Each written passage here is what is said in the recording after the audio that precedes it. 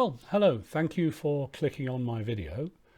This is the second video I'm doing in looking at issues of improving cellular health, because I've spent some time studying these issues and doing some experimentation, primarily on myself, to see what various things do, one of which is melatonin. And if you watch this video, it'll hop around between different aspects of things. It's not completely sort of solidly structured, so we'll look at aspects and then revert to them later.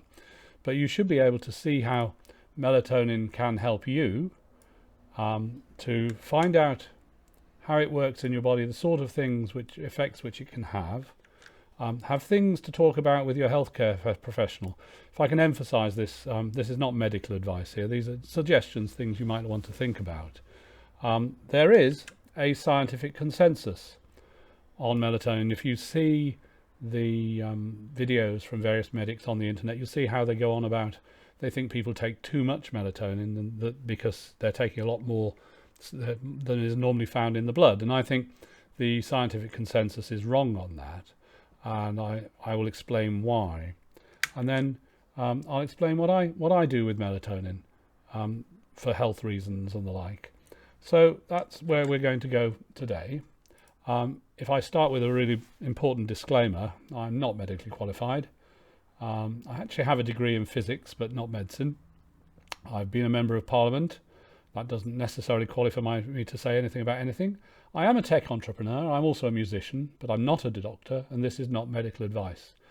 And I've studied these issues to improve my own health. I'm 61 now, and particularly I had been having problems, particularly with insomnia. I've overcome a lot of those. And I produce these videos to produce educational information, and my channel is not monetized and I'm not sponsored.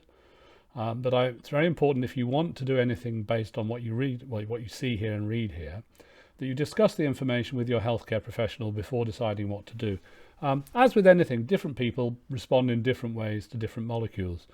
And it would be a mistake to assume that what it does to one person, it will do exactly the same to another person. And so it is important to discuss these sorts of issues with your healthcare professionals. Now, melatonin itself, which this is a sort of molecule of melatonin rotating here, it's produced by the pineal gland, which is in the brain, a little small thing in the brain. It's also found in mitochondria, which is where cells generate their power, called the powerhouse of the cells by many people. Actually also found in the intestines, and you can in fact find it in some foods, but it's very, very small amounts.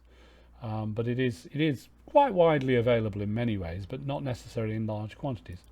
And if we look at the record on Pubchem, down here we have the molecular formula, C13H16N2O2. And all that information will be at the end of this video and in the comments. So it comes from the pineal gland. And there are special cells in your retina. So you've got the cones and the rods, but there are also these special cells which respond to blue light, and they're there to work out when the sun's shining and when it isn't. So you can have a daily cycle. And they control a thing called the SCN, the suprachiasmatic nucleus, or suprachiasmatic nuclei. And basically when the special cells say to the pineal, well, to the SCN, that we've got to the end of the day and it's getting dark and perhaps we should prepare to go to sleep, the SCN tells the pineal gland to make melatonin. And then the pineal gland gets on with its task. And here we go. The pineal gland injects melatonin into the third ventricle of the cerebral spinal fluid. Now, the cerebral spinal fluid bathes the brain, and actually it feeds in and out of the blood, but the concentration that ends up in the CSF, in fact, can be between 50 and 20 times that of the maximum concentration of melatonin in the bloodstream. That's a very important point. In blood, melatonin has a half-life of about 30 minutes. That means if you have a certain concentration, say, it goes to half of the concentration in 30 minutes, a quarter of the concentration in an hour, etc. And the cerebral spinal fluid turns over about 20% an hour, meaning roughly over 5 hours it empties and goes back in, comes in from the blood and goes out of the blood. And the pineal gland calcifies as people get older, and that one assumes means that it produces less melatonin, which again, that's an important point. Now, the big debate is, what does melatonin actually do? How does it affect sleep? And the question people look at is it what's called a time giver, or is it something that actually calms down the brain itself? To me, it's very important. You've got to think, well, how is it actually getting into the brain? Is it coming out? It comes out of the cerebral spinal fluid. Does it then go into the brain from the blood, or does it through the blood-brain barrier, or does it go direct from the CSF? In a sense, it doesn't matter so much. But then the question is, what concentration is needed in the brain to have any effect on brain cells? And obviously, if it's coming out of if it's coming directly from the cerebral spinal fluid, it's a higher concentration. And we know that melatonin in the brain has a higher concentration than it does in the blood serum. And that could be that it comes out of the cerebral spinal fluid at a higher concentration and then influences the brain. It could be that it goes from the cerebral spinal fluid into the brain. I think there's a little bit of research into that. I haven't managed to see that finalized. And there's some important timing issues with cerebral spinal fluid, which is that if you imagine the cerebral spinal fluid as a bucket that you put drops of melatonin in, gradually, as that concentration goes up, if you take a sample from the bucket, the concentration will go up. So the initial concentration in the cerebral spinal fluid is relatively low, and therefore it's even lower when it comes out of it, because it doesn't just go in and come out. It will actually mix in the cerebral spinal fluid first. And then as that gets built up, then the level of melatonin in the blood will actually go up. And it then raises a question. I think there's a negative feedback with the SCN, whereas and there are actually melatonin MT1 receptors on the suprachiasmatic nucleus, as the concentration in the blood goes up, the SCN says, oh, I can switch this off now. But the point about that is that there's still melatonin in the cerebral spinal fluid, so it doesn't stop producing melatonin in the blood, even if the pineal gland has stopped producing melatonin itself. So, factors for sleep. Well, big thing is how busy the neurons are. And part of that's called the GABA, gamma-aminobutyric acid glutamate balance. And glutamate is something that excites your neurons, and GABA is something that calms them down. But that balance can be shifted also by things like alcohol, which will shift it on the GABA direction as long as you don't have too much, or too much over a long period of time, because it has less of an effect. Things like vitamin D and magnesium can affect the different receptors on the neurons and affect the GABA glutamate balance. And basically, this question of activity of neurons is critical, because if you're thinking a lot, that in itself will keep your brain going. Also, I've experienced myself, and I think there's quite a lot of evidence that if you're taking vitamin K2, and there's different types of vitamin K2 known as menaquinone 4 to 13, and particularly the longer chain menaquinones, which are 7, 8, 9, 10, that sort of thing, they tend also to excite your metabolism a little bit, because they provide an extra electron transport for the mitochondria. And my experience of that is it sort of tends to make my brain more active. Actually makes my heart a little bit more active as well, not very much. And as a consequence, it's difficult to sleep.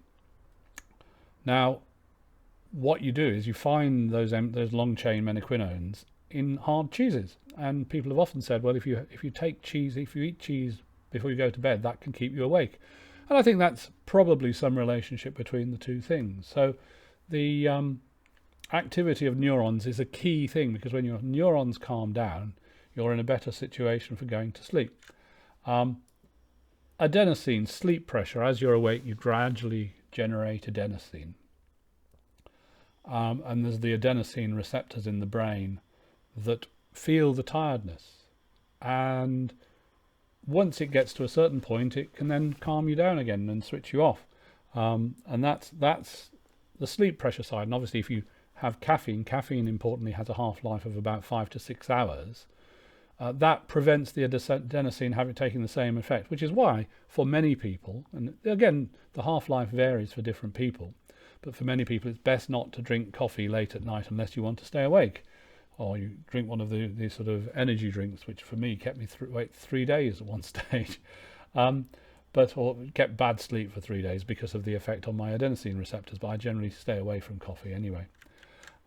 And then there's the cortisol awakening response and the other cortisol-induced awakenings, which can be a factor in waking people up. And obviously when you wake up and you can't back to sleep, the likelihood is, if it's sort of not too early in the day, is that you're going through this awakening response where your body said, right, we've just got to get up and get on with the day and get on with all the battling during the day that we've got to do.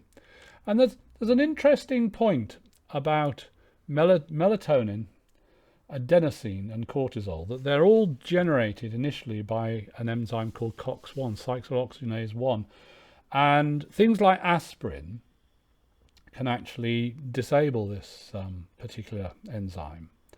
Aspirin is particularly interesting because it disables it quite quickly, and then over a period of 36 hours it re-enables, COX-1 starts going again. And what's interesting, I find, when you take out what the effect on sleep of aspirin is, that because it stops you producing so much melatonin, it's harder to get to sleep.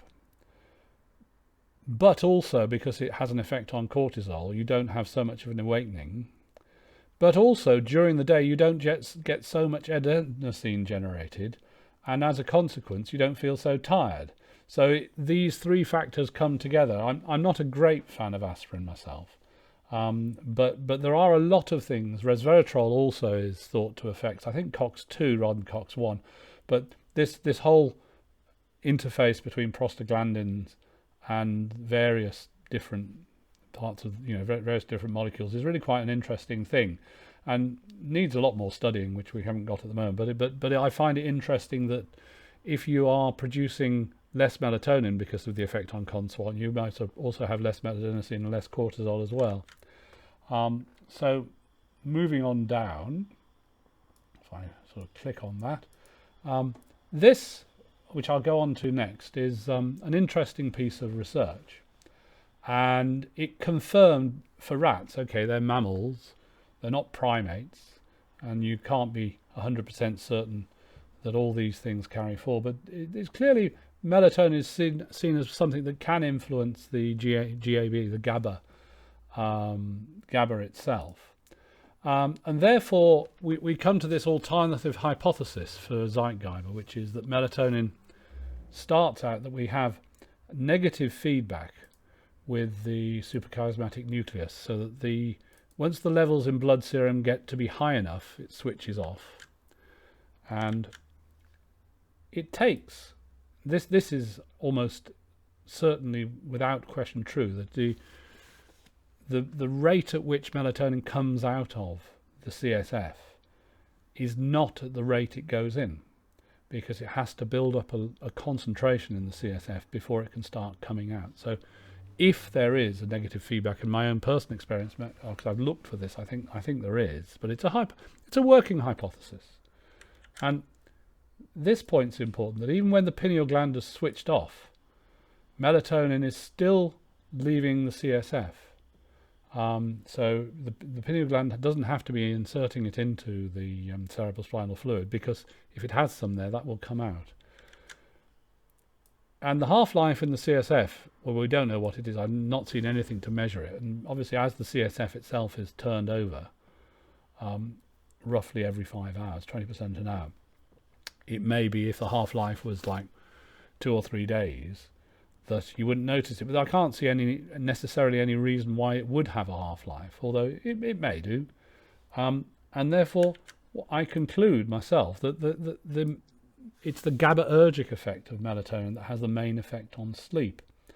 And remembering that the concentration in the SCN and potentially in the blood near the brain, because of the fact the concentration in the CSF is that much higher and the concentration in the brain is that much higher, it's not surprising that people take supraphysiological quantities of melatonin, in order to get them to sleep. The only point I would see is that actually it's not a good idea to take melatonin before you go to sleep. It's probably a much better idea to start taking melatonin when you wake up in the middle of the night to get you back to sleep. Or if you've still got a certain amount of endogenous, that is melatonin produced inside your system, you take some exogenous melatonin, some pills, to add to that, to get you to keep the GABAergic effect going and keep you asleep.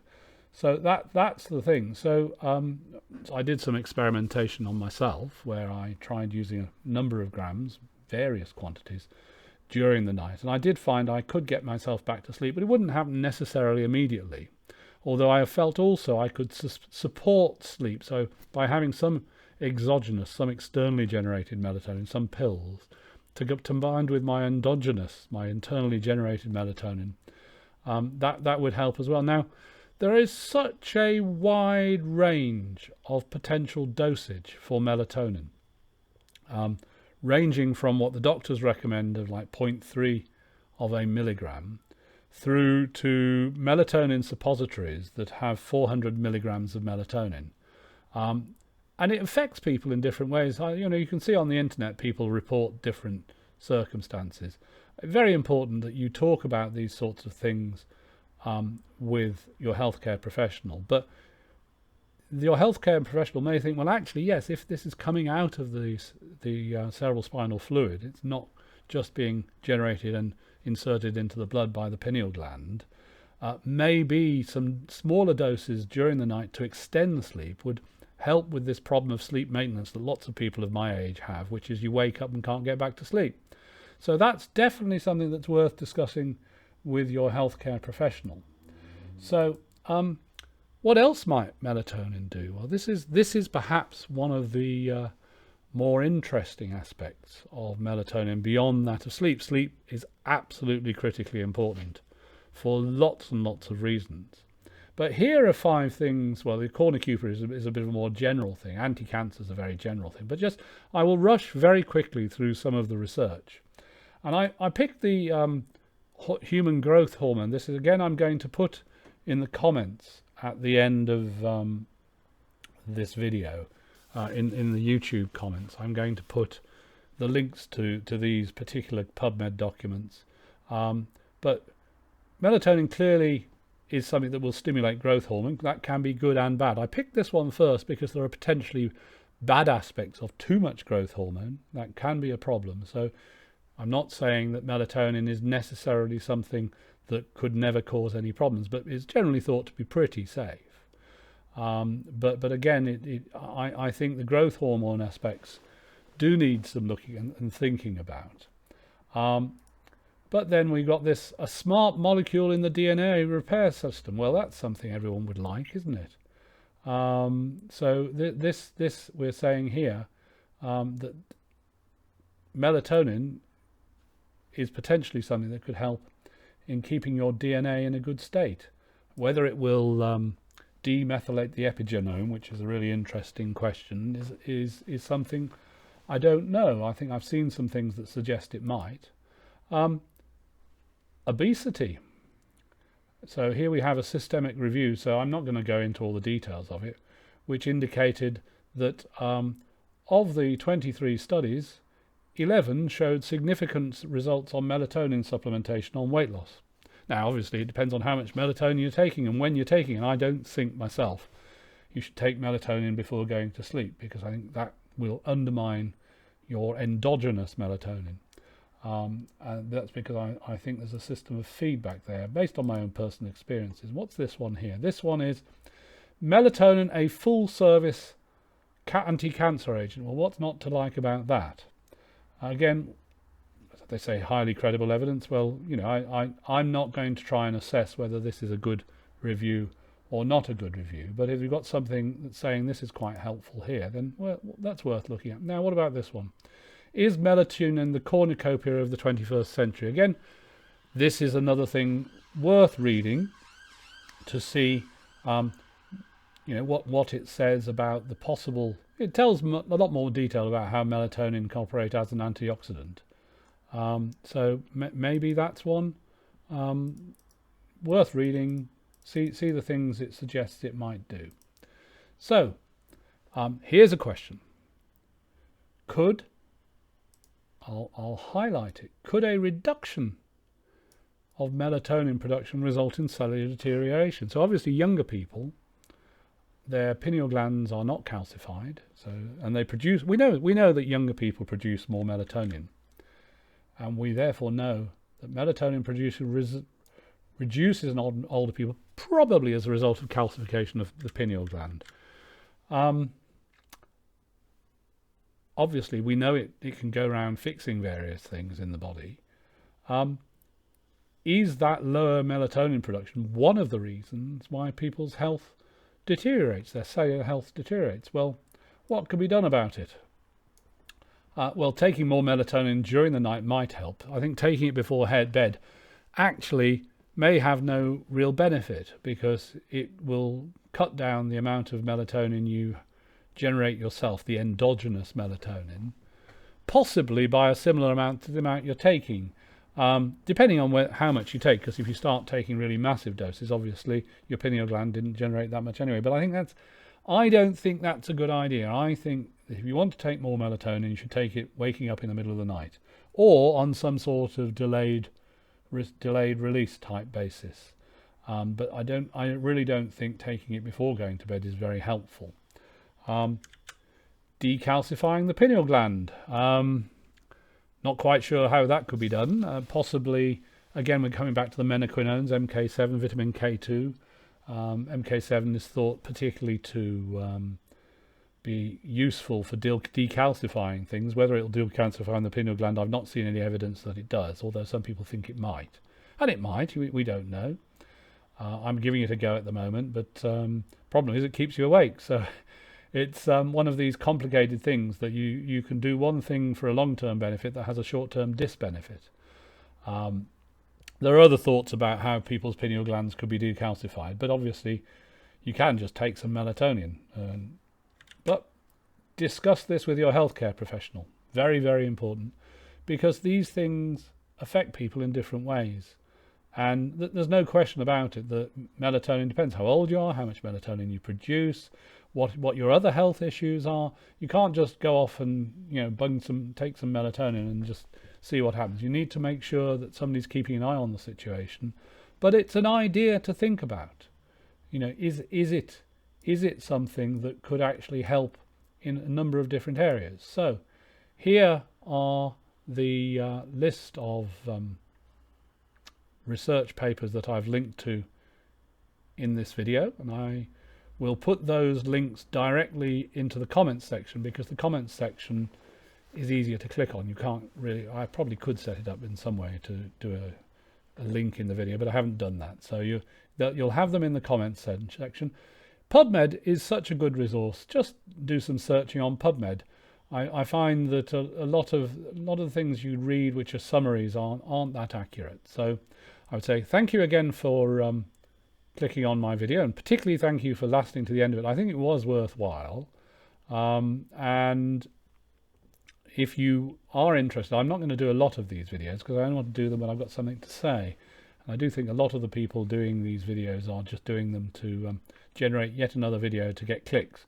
And I've done two, one on vitamin D, which I think of as the hormone of the day, and one on melatonin, which is the hormone of the night. And I think they're both very, very important molecules. And there are I do intend doing something a little bit more on vitamin K2, because I think that's also quite important, but not as important as melatonin. And things like NMN, nucleotide mononucleotide, no, nicotinamide mononucleotide, NMN anyway, the NAD boosters, which I think there's a lot of potential in that, and the AKGs and things like that. But I will do those at a later stage. So thank you again, and if you do want to subscribe, please do, but there won't be a lot of videos.